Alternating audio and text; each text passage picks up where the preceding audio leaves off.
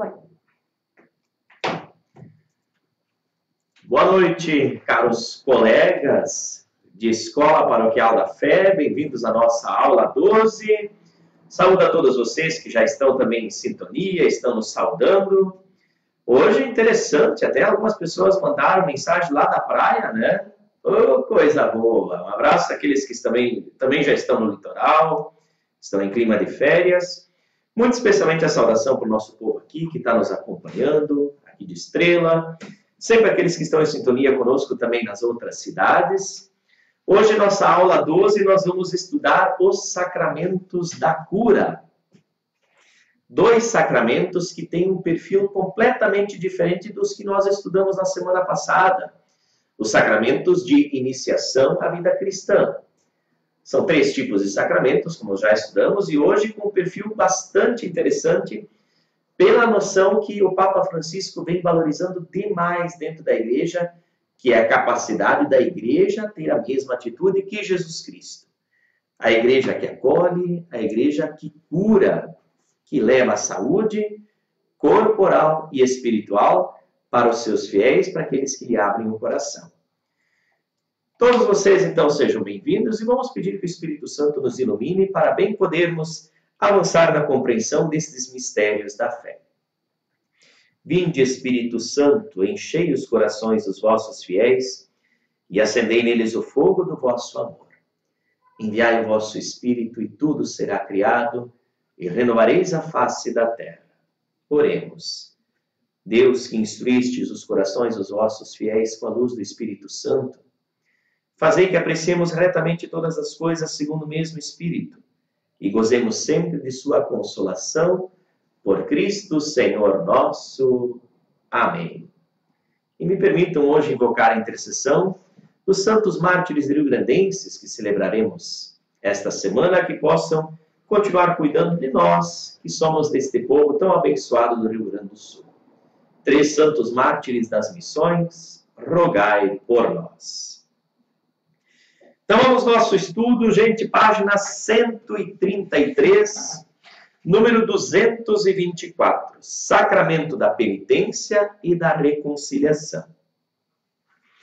Muitas vezes nós somos acostumados a tratar esse sacramento como a confissão, mas tecnicamente nós preferimos tratá-lo como sacramento da penitência. O amor de Cristo revela-se no fato dele procurar quem está perdido, curar quem está doente.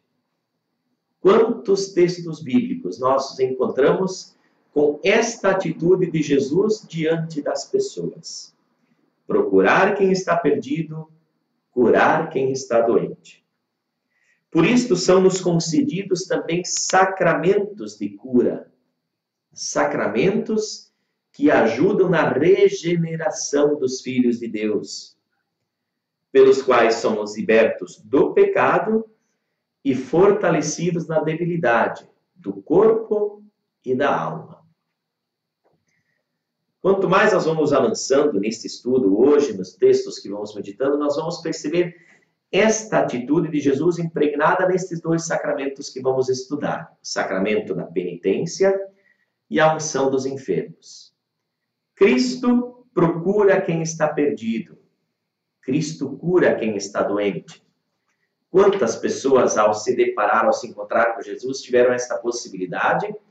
E estes 2 sacramentos são sinais deste mesmo poder que Jesus confiou à sua igreja. Então, podemos ver no número 225, que tem outros termos que a gente trata como sacramento da penitência, sacramento da reconciliação, do perdão, sacramento da conversão e também da confissão. Mas eu gostaria de me ater um pouco mais no número 226.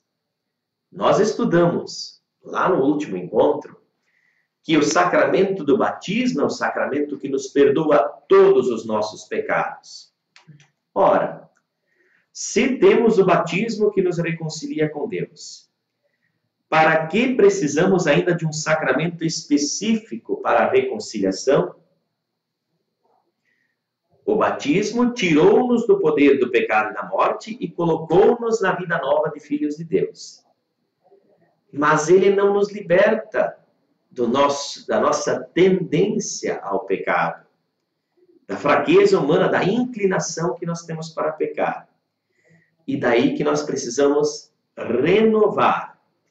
Nós precisamos um espaço, um momento na vida de fé que nos reconcilie de novo com Deus. E precisamente o momento mais especial para vivermos isto é no sacramento da confissão. E claro, na explicação que já vai aparecer aqui no início da nossa aula, nós sabemos de que isto não é moderno, como diz aqui o texto. Não é mais a onda do momento, como alguns mais antigamente. Lembro que havia filas, especialmente nos dias santos de guarda ou no período de Natal e de Páscoa, as pessoas acorrendo ao sacramento da confissão, e hoje não é bem assim. Não está mais na moda. E aí muitas pessoas perguntam, mas padre, precisa ainda confessar?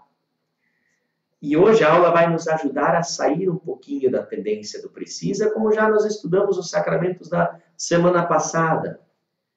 E vai nos dizer do como é bom procurar estes sacramentos. Quem instituiu o sacramento da reconciliação, como todos os sacramentos, foi o próprio Jesus. E aqui nós recordamos no número 227 diversos temas, diversos momentos da Escritura Bíblica que nos falam deste mandato de Jesus aos seus discípulos. No envio dos discípulos ao mundo, em João 20, 22, 23, Jesus diz assim: recebei o Espírito Santo. Aqueles a quem perdoardes os pecados, eles vão ser perdoados. E aqueles a quem os retiverdes, eles serão retidos. Mas especialmente o texto que mais nos explica o coração que arde dentro de Deus ao olhar para a sua humanidade ferida, é a história da parábola do Pai misericordioso, o que vocês mais conhecem como a parábola do filho pródigo. Jesus perdoa os pecados a muitas pessoas. Era-lhe mais importante perdoar pecados do que fazer milagres. Porque ele conhece um pai que tem saudade dos seus filhos que estão distantes. Nós nos desviamos, mas tem um pai que espera com saudade o nosso retorno e que acolhe-nos novamente, perdoa o nosso pecado quando vamos ao seu encontro. Nós caímos nos braços do nosso Pai Celeste quando nos dirigimos ao sacerdote e nos confessamos. Um dos meus diretores espirituais do seminário sempre dizia: olha, Neymar, quando a gente vai à confissão, o nosso passo é o menor dentro da ação, porque basta um pequeno passo no retorno a Deus. E ele abre o maior movimento ao nosso encontro, porque ele vem nos trazer o seu perdão. O nosso arrependimento é um pequeno passo. O perdão acolhedor de Deus é o maior passo, porque ele não olha para a nossa transgressão. Mas ele tem um coração que se sente satisfeito quando vê os seus filhos próximos dele. E por isso ele oferece estes momentos especiais de reconciliação. E que encontramos especialmente no sacramento. Quem pode perdoar os pecados? Já os maiores conflitos que víamos Jesus ter com os seus outros irmãos crentes judeus, sempre vinham nessa linha. Quando Jesus perdoava os pecados, quando ele curava um doente, muitas vezes questionavam, mas não é só Deus que pode perdoar os pecados? Exatamente. Como nós já retomamos na hora do creio, Jesus, ao perdoar os pecados, revela a sua divindade. Quando a igreja perdoa os pecados das pessoas, revela que é uma obra divina, não é apenas humana. Porque se fosse humana, muitas vezes a gente não perdoaria. Muitas vezes a gente olharia para a pessoa com seus pecados, e vocês sabem como é difícil humanamente perdoar. Provavelmente as restrições seriam muito maiores. Mas Jesus confia o sacramento da penitência para a igreja para que a igreja seja uma obra divina. E retome isso. Perdoar sempre. Os sacerdotes perdoam no lugar de Jesus. Eles não têm poder em si mesmos. Eles têm o poder do mandato que receberam pela igreja para cuidar deste sacramento. Veja lá no número 228. Como é bonita toda aquela explicação quando alguns dizem: eu entendo-me diretamente com Deus e por isso eu não preciso dos padres. No entanto, no sacramento da confissão, entendemos que Deus quer fazer esta reconciliação de outra maneira, porque Ele nos conhece. Naquilo que diz respeito ao pecado, costumamos fazer trapaça. Geralmente varremos os assuntos de pecado para debaixo do tapete. Fazemos de tudo para não nos confrontarmos com essas situações limite que diminuem a nossa grandeza diante de Deus, a nossa dignidade perante Ele. Por isto, Deus quer que expressemos os nossos pecados e os confessemos face a face. E para isto servem os sacerdotes, para nos permitirem este face a face com Deus. Semana passada nós passamos por uma aula de confissão aqui na paróquia, quando o nosso seminarista Jorge, ao voltar do retiro, foi conduzido pelo seu pregador, Dom Irineu Gassin, o bispo que era da Diocese de Mocaria e hoje reside lá em Dalto Filho. Ele pediu para trazer o Jorge de volta, nós íamos buscá-lo no retiro. E quando ele veio para cá, primeiro conversamos, tomamos uma cuia de chimarrão e de repente ele disse: Padre Lucas, o senhor me dá a graça de eu me confessar? Um bispo veio procurar o Padre Lucas para fazer a sua confissão, porque ele também precisa experimentar a misericórdia de Deus. Assim, os padres também se procuram, experimentam o perdão. E assim é tão bom quando aqueles cristãos cultivam esse hábito, conseguem superar o orgulho pessoal, esta tendência humana que temos de varrer para debaixo do tapete os problemas, as coisas mal resolvidas. E a gente toma coragem e experimenta esta graça. É preciso arrependimento. Enquanto não há arrependimento, não existe uma boa confissão. Por isso, 229 nos diz: o que faz uma pessoa arrependida? Só quando nos arrependemos é que nós abrimos a porta do nosso coração para nos tornarmos pessoas melhores. Quem não se arrepende não precisa melhorar.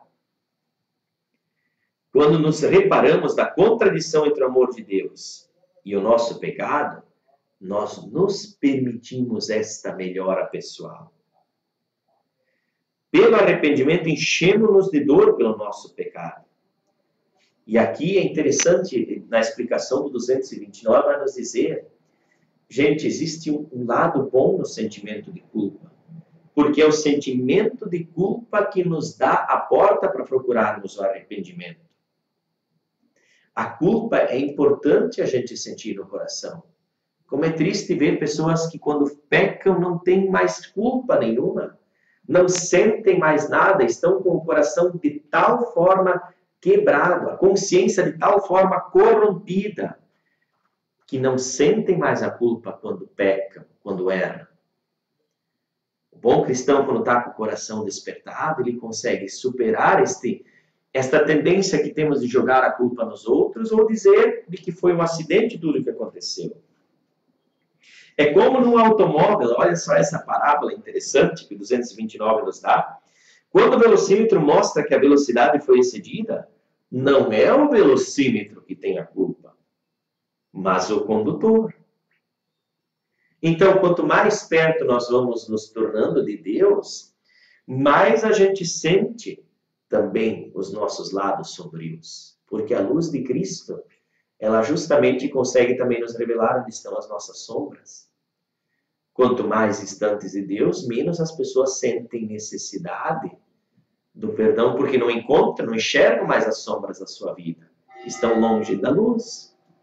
Quanto mais perto da luz, mais a gente percebe o quanto a gente precisa melhorar. Lembra aqui que os grandes penitentes sempre foram pessoas que estavam muito próximas de Deus. Lembra dos grandes santos? Eles sentiam a necessidade de confessar com muita frequência. Porque estar perto de Deus faz a gente entender a nossa pequenez. Então, gente, o que é a penitência que dá nome ao sacramento? A penitência é a reparação que fazemos da injustiça cometida.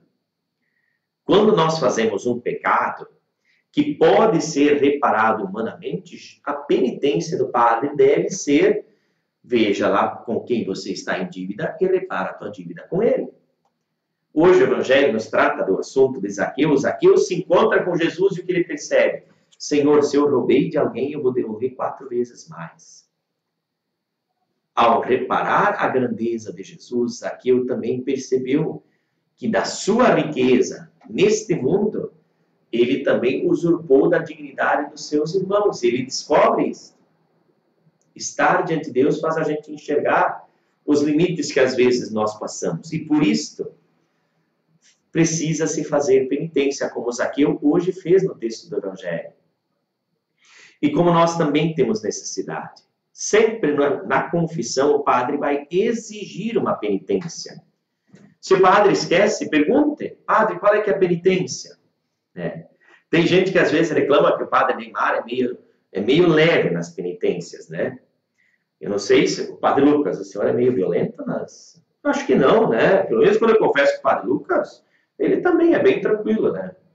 Mas é importante nós recebermos na penitência um sinal que nós damos para exteriorizar que nós queremos nos entregar a atos de amor e de compromisso com os irmãos, de compromisso com Deus, muito mais do que continuar vivendo naquela vida que nós vivíamos.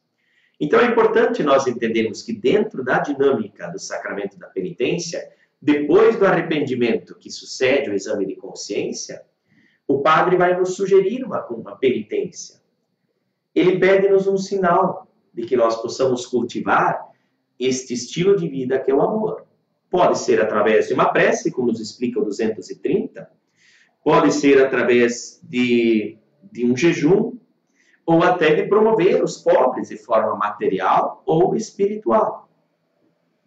Há várias maneiras da gente exteriorizar esta conduta que nós queremos mostrar a Deus que temos quando nós, arrependidos, pedimos perdão. A penitência liberta-nos e encoraja-nos a recomeçar. Nós devemos sempre ter uma vida de amor. E a penitência nos ajuda a colocar isto dentro de um sacramento como um sinal deste amor que queremos viver. Então, para podermos ir ao sacramento da reconciliação, o que precisamos? Diz o 231. Precisamos o desejo de conversão e a absolvição que o padre vai nos dar. Precisamos de um padre e do arrependimento. Basta isto para a gente procurar o sacramento da confissão. Lembramos aqui no 232 os 5 passos para uma boa confissão. Qual é a primeira coisa? Um exame de consciência. A gente não confessa por confessar. Antes de confessar, nós devemos dar uma olhada, desde a última confissão. Como é que andou a minha vivência de fé? Olharmos um pouquinho, assim, existem vários exames de consciência que nos orientam para olharmos globalmente a nossa vida para colocarmos ela diante de Deus de novo. Podemos olhar de acordo com os 10 mandamentos que nós vamos estudar daqui a 2 aulas, vamos começar os nossos estudos. Olhando para os 10 mandamentos, ver como é que está a nossa conduta.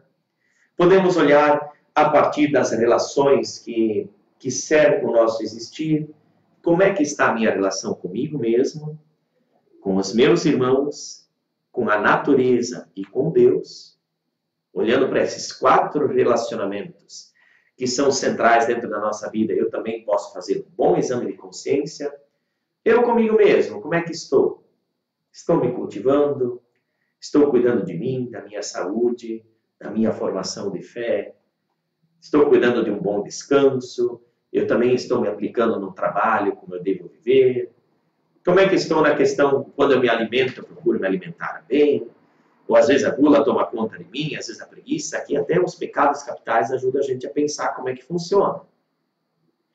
Como é que está meu relacionamento com os outros? Geralmente nas confissões que hoje a gente acompanha, As pessoas vêm falar como é que está a sua relação com as outras pessoas, especialmente dentro da família, que é muito importante dentro da nossa vivência da fé, mas não é a única relação. Até às vezes as pessoas esquecem de confessar como é que está seu relacionamento com Deus. Eu tiro um tempinho para estar com Ele, um bom tempo para estar com Deus. Eu tenho momento para cultivar minha oração pessoal, minha oração comunitária, para fazer também obras espirituais dentro da minha conduta. São vários relacionamentos. E como é que eu cuido do ambiente? Eu sinto que a natureza que Deus nos deu é a nossa casa comum que nós devemos cuidar e resguardar para que os nossos futuros, os nossos descendentes também possam viver nela. Trato com carinho a situação do lixo, da seleção do lixo. Eu procuro cuidar do ambiente onde eu estou, torno ele agradável para as pessoas que convivem com a gente. Enfim, vejam quantos modelos nós temos para poder fazer um bom exame de consciência.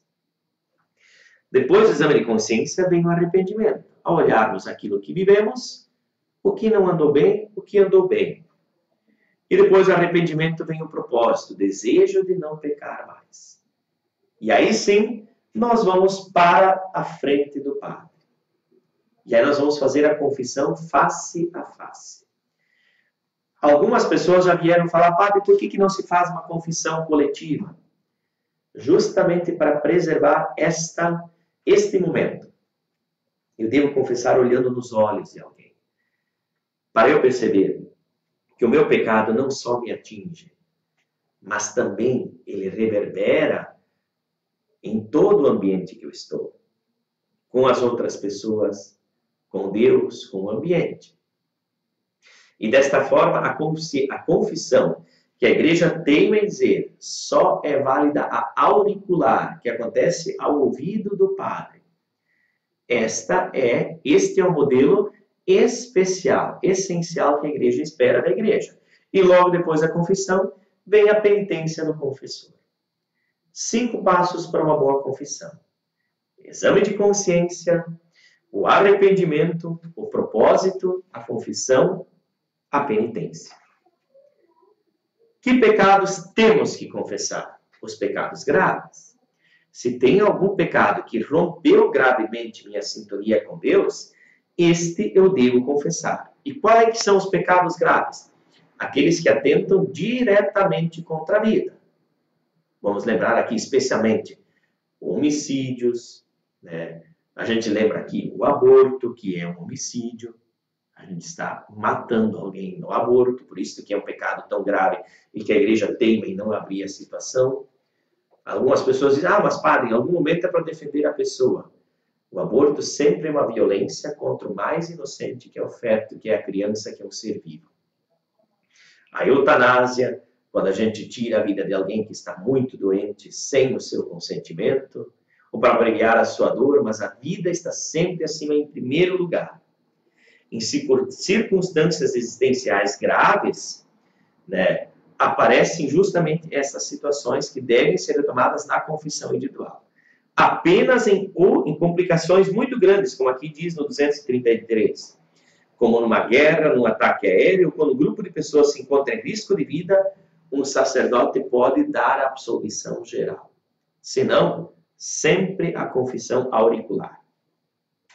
O texto nos coloca ali na base da página 137 a fórmula da absolvição que o padre concede para os fiéis. Quando alguém vai receber o perdão, o padre deve dizer estas palavras: Deus, Pai de misericórdia, que pela morte e ressurreição de seu Filho reconciliou o mundo consigo e enviou o Espírito Santo para a remissão dos pecados, te conceda pelo ministério da Igreja o perdão e a paz.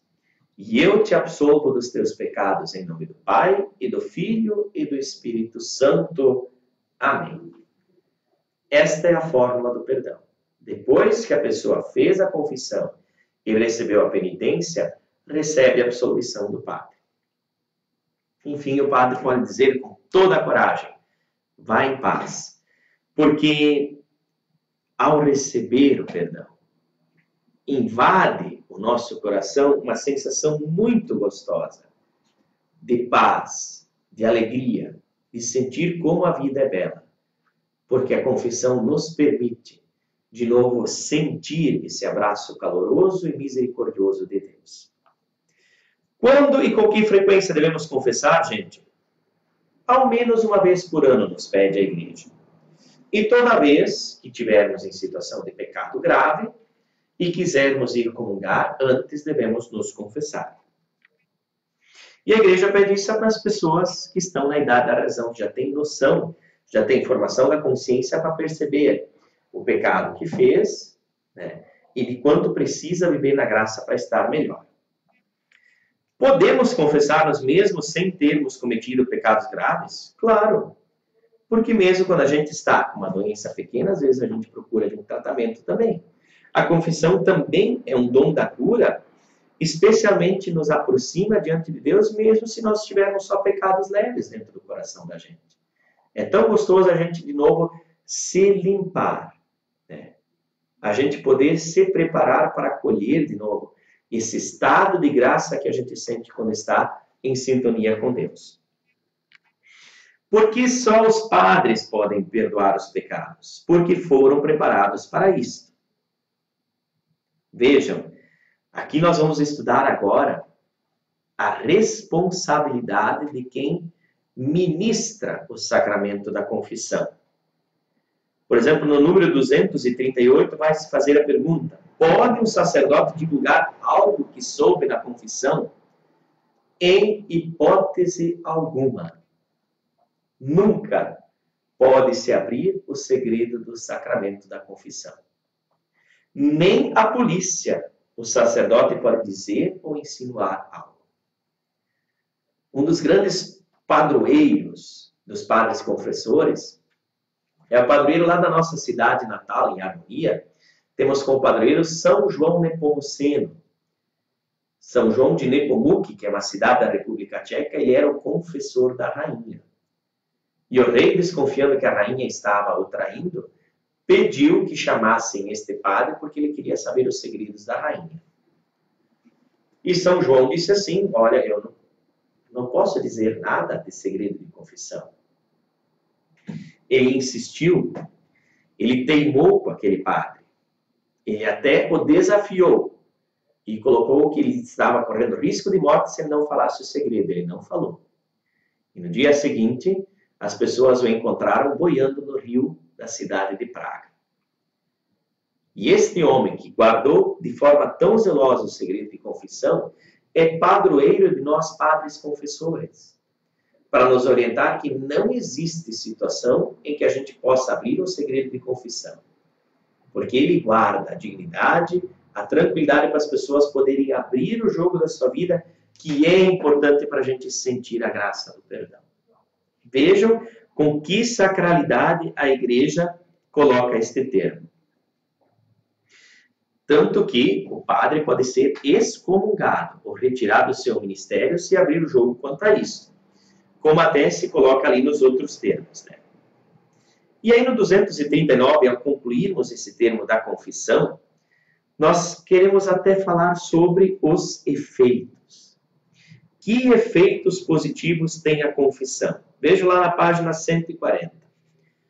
O momento após a absolvição é como um banho, após um treino, um trabalho exaustivo, desportivo, como ar fresco após uma tempestade de verão, como um dia bonito, que nem esse que nós experimentamos hoje, como despertar numa brilhante manhã de verão, como a leveza do mergulhador. Assim como o filho pródigo foi novamente acolhido por seu pai, restabelecendo a relação dos dois, assim é a reconciliação. A nossa relação com Deus fica novamente limpa, límpida, saudável, completa. Então, gente, ao estudarmos esse sacramento, nós queremos dizer do poder que ele tem de curar as almas e imediatamente também isto atinge também o nosso corpo. Como diziam já os sábios gregos, mens sana in corpore sano. Quando existe uma pessoa que está saudável psicologicamente, espiritualmente, o seu corpo também vai reagir positivamente. Então, gente, vale a pena a gente pensar neste sacramento como uma oportunidade de procurar saúde espiritual e, desta forma, também atingir a saúde de todo o nosso viver. De fato, o sacramento da penitência é um grande sacramento, um grande sinal da saúde que Deus quer ser para nós. Deus cura, e a Igreja cura por este sacramento e por tantos outros sinais que ela tem. Segundo sacramento de cura é o sacramento da unção dos enfermos. Talvez o menos conhecido entre todos nós cristãos, porque é um sacramento que acontece e quando o padre visita alguém que está gravemente enfermo ou que está em iminência de passar por uma operação delicada, passa por uma situação de vida que corre riscos e pede esta unção, esse sacramento, para garantir-lhe justamente a sanidade do seu espírito. Para entender o sacramento da unção dos enfermos, precisamos entender o significado da doença no Antigo Testamento. Hoje, nós às vezes desligamos o corporal do espiritual. Mas na Sagrada Escritura e na tradição judaica, nós sempre percebemos corpo e alma estreitamente ligados. Então, a doença é muitas vezes experienciada como uma dura prova para ver como anda a nossa fé. Se nós lemos o texto de Jó, a novela de Jó, no Antigo Testamento, nós vemos como é testado um homem na sua fé a partir da doença. Então, a doença é uma prova para a fé da gente. Algumas pessoas hoje entendem a doença como castigo.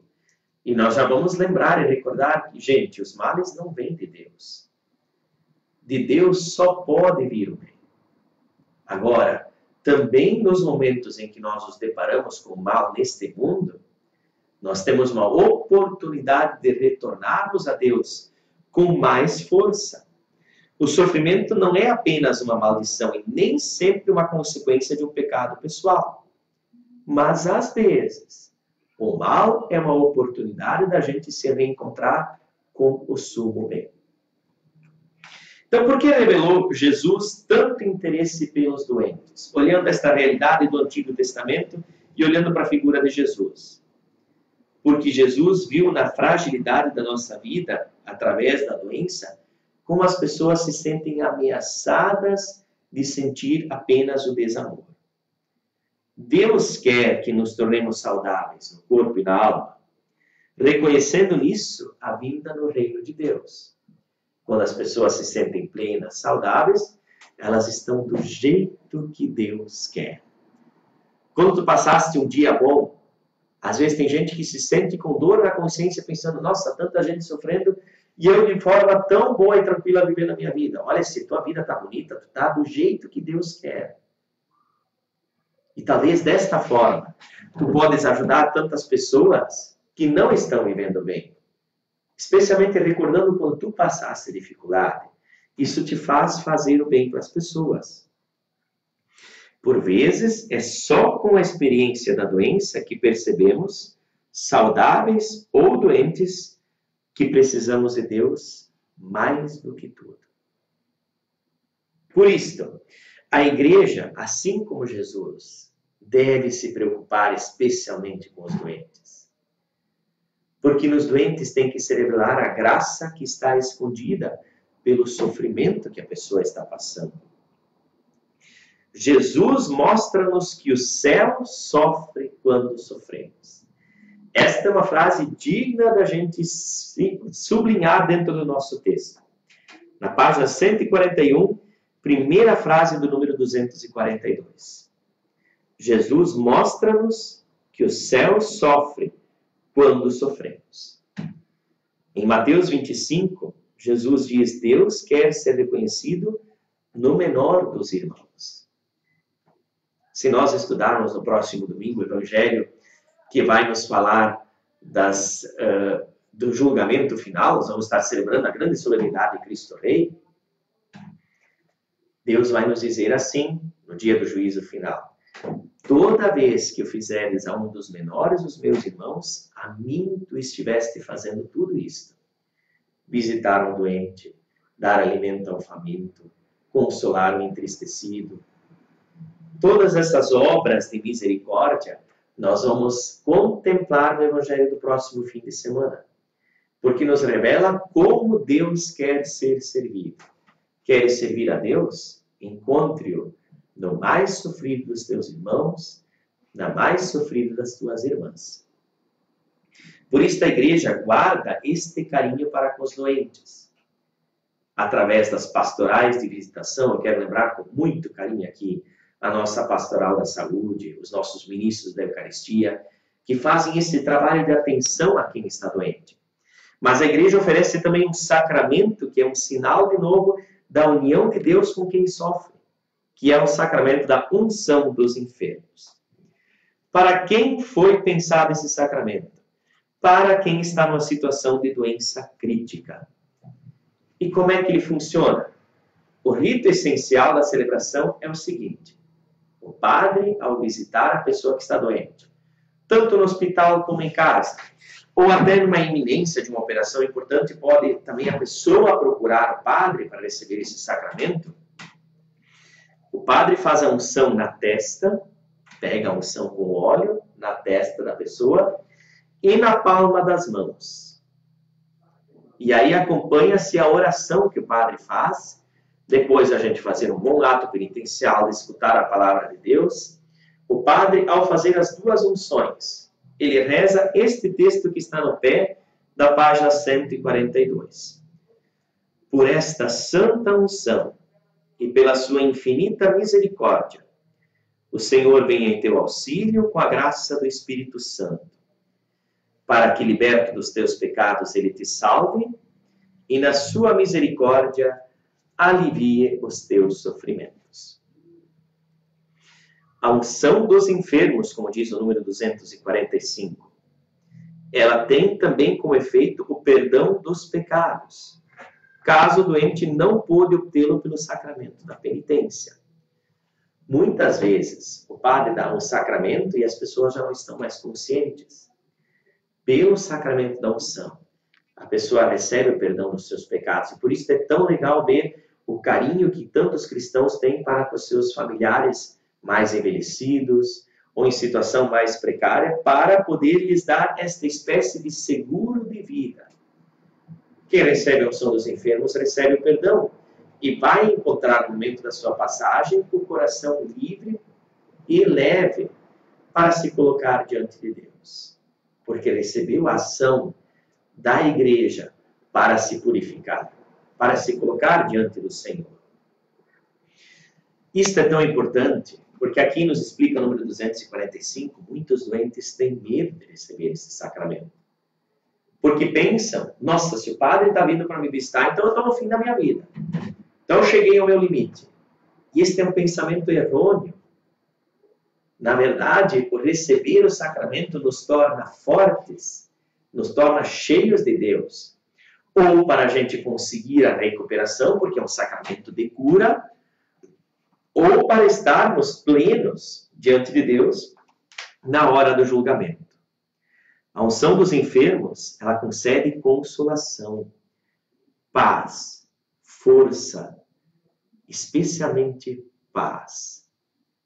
Quantos casos nós vimos de pessoas também, né, Padre Lucas, que na hora do sacramento da penitência, ou precisavam deste impulso de novo dentro da sua vida para conseguirem se reerguer, ou precisavam deste sinal para poder deixar para este mundo que é deste mundo alguns ranços, algumas situações complicadas diante da sua família. Tem gente que tem dificuldade de morrer, gente, que não consegue fazer a passagem porque ainda está amarrado. E na hora da unção dos enfermos conseguiu desamarrar o que lhe trancava para poder abraçar a vida plena. Neste ponto, nós já somos testemunhas, compadres, de coisas belíssimas que Cristo justamente, nos permitiu ver. De reconciliações que aconteceram, tanto no confessionário, como no momento das unções dos enfermos. Até às vezes a gente brincava, olha, Tem padre que tem uma unção, tem uma mão tão forte que de 48 horas depois decide, ou sobe ou desce. São brincadeiras para a gente lembrar que, de fato, a unção dos enfermos tem este poder, ou de trazer salvação, recuperação da alma, ou conduzir para a salvação plena. E por isso deve ser solicitado, sempre diante de uma pessoa gravemente enferma, diante da comunidade. Não tenham receio de pedir. E por fim, o último termo que nós queremos estudar hoje é o viático, que é a última sagrada comunhão que uma pessoa recebe antes de falecer. Quando a pessoa tem condição de receber a comunhão, durante a unção dos enfermos, o padre ministra a Eucaristia. Lhe concede justamente a oportunidade pela comunhão de, com a Eucaristia, fazer a comunhão espiritual e preparar a comunhão eterna. Mas também pode ser aquele alimento para de novo resgatar a vida das pessoas. E esta comunhão que o padre entrega dentro do sacramento da unção dos enfermos é chamado de viático, né? Porque é justamente aquele que faz, é o sacramento que nos ajuda no principal caminho que temos, o caminho ao encontro de Deus. Enfim, irmãos e irmãs, olhando rapidamente para esses dois sacramentos, eu creio que nós vamos ter algumas perguntas que vão pintar agora, porque esses sacramentos muitas vezes são desconhecidos ou são os que menos estão na prática das pessoas. E são sinais visíveis, claros, desse Deus que quer nos tocar e, através da ação da igreja, recuperar a nossa plenitude, a nossa vida. Vamos às perguntas. Depois eu quero ainda fazer uma parte que a Liane Friedrich me pediu, de uma explicação própria da Eucaristia que nós celebramos e rezamos na semana passada. Helena Berwanger pergunta: que me preocupa se a pessoa que está inconsciente ela se liberta dos pecados como numa confissão? Sim, Helena, se liberta. Pela ação, pelo poder do sacramento. Lembrem-se, quando alguém, um familiar, pede por nós o sacramento da unção dos enfermos, nós temos que lembrar que ninguém se salva sozinho. Quando você pede a unção dos enfermos para um familiar, para um amigo seu que está gravemente enfermo, você está ajudando ele no caminho da salvação. Porque só pede a unção dos enfermos quem tem fé. E através da fé de uns e de outros, nós podemos ajudar na salvação de quem está vindo. Por isso que é tão importante nós pedirmos, porque geralmente quem está gravemente enfermo não tem mais condições de pedir: eu quero receber o sacramento. Pouquíssimas vezes, né, nós podemos dar a unção dos enfermos para alguém que pediu esse sacramento. Geralmente quem pediu não precisava, porque não estava gravemente enfermo. Ele é justamente um sinal de como Deus nos acompanha nesse momento e pode nos restituir a graça, a plenitude, a sintonia com a saúde. Então, Helena, sem dúvida, o sacramento do perdão, sacramento da unção dos enfermos, pode libertar dos pecados, de tal forma como uma confissão, pelo poder que o sacramento tem. A Liane nos pediu também para falar sobre o significado do traçado das 3 cruzes que fazemos antes do padre proclamar o Evangelho. Se alguém tiver mais alguma pergunta sobre a unção dos enfermos, ou sobre o sacramento da confissão, pode aproveitar ainda para perguntar. Nós chamamos, Liane, esse sinal que nós fazemos na fronte, na boca ou no queixo e no coração, no peito, de persignação. Ao nos colocarmos diante da palavra de Deus, nós pedimos por esses 3 sinais. Senhor, ilumina minha mente para que eu possa compreender a palavra que está sendo proclamada. Abre a minha boca para eu anunciar o Evangelho. Abre o meu coração para que eu possa acolher a mensagem de salvação.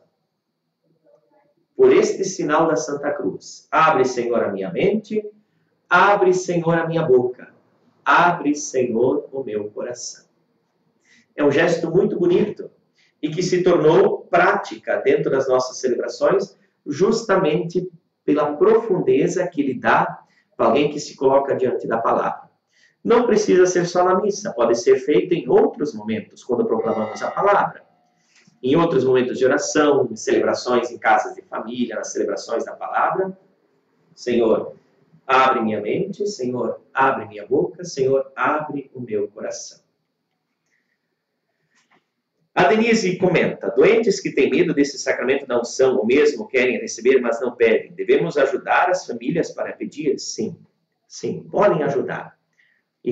É um estender a mão para as pessoas poderem sentir a graça no momento de dificuldade. O que acontece, gente? Existe também um medo que a gente tem quando a gente vai diante do médico. Quando a gente está doente, da gente ir ao médico ou não. As mulheres sempre brincam que os homens têm mais dificuldade para ir até o médico. Olha, eu acho que até tem fundamento, pode ter razão, né?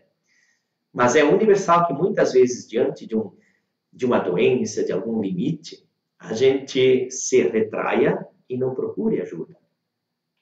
A tendência, quando a pessoa está mal, não é de se abrir, é dela se fechar. Então, justamente nestes sacramentos de cura que estamos estudando, como a penitência, como a unção dos enfermos, são sacramentos que, para ganharem mais força diante da comunidade, eles precisam receber também uma melhor fala do nosso povo, que a gente possa indicar. Aí, na ontem de noite, alguém disse, padre, a minha sogra não quer falar contigo, mas ela está precisando do sacramento da confissão. Como é que a gente faz para propiciar este momento? Que a pessoa possa destravar para ela ir procurar o conforto que a confissão dá. Aí precisa de muita sensibilidade. Se a gente for obrigado para esses sacramentos, não vai dar certo, gente. Os sacramentos da cura precisam ser recebidos de coração aberto. E por isso não é o padre que vai ao encontro das pessoas para dar o sacramento, mas as pessoas que devem ir ao encontro do padre. Porque aí já se revela uma intenção de procurar a cura. E aí já metade do caminho já está feito. Como diz Jesus, todas as vezes que ele curou, foi a tua fé que te salvou. Neste momento é que o perdão dos pecados acontece. Então é uma maneira muito legal da gente pensar os sacramentos da cura, da purificação. São sacramentos que a gente deve propiciar, deve comentar positivamente para as pessoas procurarem. Isso é semelhante como vocês fazem quando vocês encontraram um médico bom que ajudou vocês numa cura de um problemão que vocês tinham. O que vocês fazem? Vocês vão comentar bem do médico.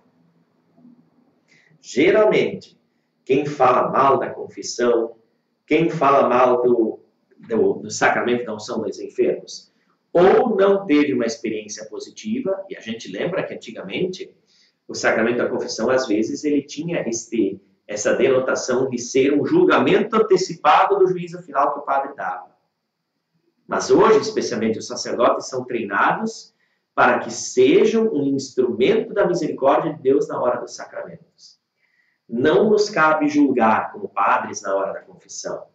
Cabe-nos apenas ser canal da graça e permitir às pessoas fazer a experiência do perdão através desse sacramento. Então, apenas a gente dá a orientação de uma penitência que possa ser uma reparação próxima aos pecados que as pessoas comentaram. Mas ao padre não cabe julgar. Se o padre estiver julgando na confissão, o padre está fazendo errado. Porque só Deus pode julgar. E nesse momento Deus não se preocupa com o julgamento. Deus se preocupa em fazer as pessoas de novo se sentirem amadas, abraçadas por Ele mesmo. Enfim, queridos irmãos e irmãs, acho que é por aí, né? Tem mais alguma pergunta? O Jorge encontrou aí? Me manda aí. O que tem aí? Deixa eu ver. Quando confessamos e não temos pecados graves, depois de falar os pecados, pode-se pedir assim: Senhor, me perdoe por aqueles pecados que não me lembro, ou as ofensas que cometi sem saber. Olha, Marlice, é exatamente isso que eu faço, né? Marlice está nos acompanhando lá do Mato Grosso, né? Exatamente assim eu faço, porque a gente não tem como recordar todos os pecados que a gente fez. Especialmente os pecados veniais.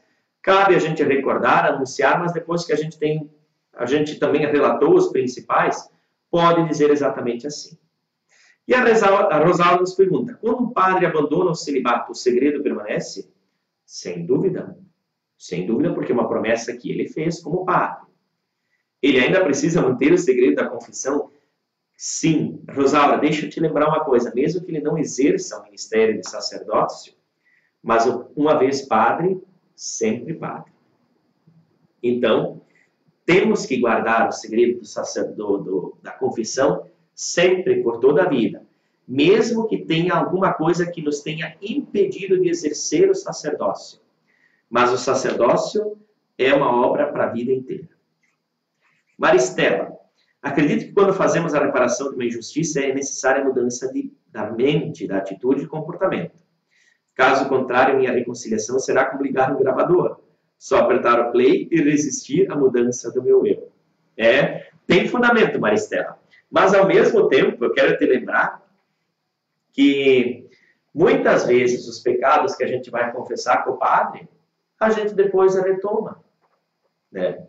É triste a gente pensar que o pecado que eu cometi o pecado que eu confessei anteontem, daqui a pouco hoje eu estou cometendo de novo. Mas é bom confessá-lo. Né? Não fique com aquele pensamento, Marcelo, dizer assim, mas isso aí eu sei que eu vou fazer de novo, então eu não vou confessar. Confesse para mostrar seu arrependimento. O seu desejo de mudar de vida, de poder experimentar que Deus de fato é misericordioso e quer nos sentir de novo próximos dele. Né? O principal é a reta intenção. Quando a gente vai para a confissão com o desejo de não pecar mais, mesmo que a gente peque de novo, a gente fez uma boa confissão. Porque esse desejo, esse arrependimento que nos conduz ao abraço do Pai. Não é a garantia de que não vamos voltar a pecar que nos faz a gente ter o perdão. É o arrependimento. Se estás arrependido do teu pecado, mesmo que tu sabes que tens uma inclinação maior a cometê-lo de novo do que outros pecados, o teu arrependimento é a condição para que tu possas receber o perdão. É uma boa reflexão, Maristela. Esse tema é um assunto especial para a gente conversar. Porque tem pessoas que às vezes vão confessar com o mesmo confessor uma vez por ano. Tem gente que vem para a confissão e diz assim, Maristela, padre, eu vou te confessar as mesmas coisas do ano passado. Não tem problema. Confesse. Porque naquele momento que tu estás verbalizando os teus problemas, tu também estás te libertando diante de Deus deles. E aí tu vais conseguir merecer e receber este perdão divino. Gente querida, acho que para hoje a nossa aula está excelente. É bom poder contar sempre com a sintonia de vocês, hoje com uma boa participação do nosso povo. Então vamos invocar a bênção de Deus sobre todos, sabendo que Deus quer nos ver bem. Quer os seus filhos sãos de corpo e de alma. E por isso nos oferece tantas oportunidades de cura. As reconciliações humanas também são curas que acontecem. Às vezes a gente precisa de tempo. Para Deus, a gente precisa apenas de arrependimento. Quando a gente vai se arrepender e se coloca diante de Deus, especialmente diante de uma outra pessoa preparada para acolher a nossa confissão, que são os padres, são os bispos. Naquele instante acontece um sacramento, um sinal visível da graça invisível de Deus que nos toca e nos permite viver de novo uma renovação da vida plena. Que possamos amar cada vez mais estes sacramentos que Deus concedeu à sua igreja. O sacramento da penitência e o sacramento da unção dos enfermos. Pela intercessão de São João Nepomuceno, abençoe-vos Deus Todo-Poderoso, Pai, Filho e Espírito Santo. Amém.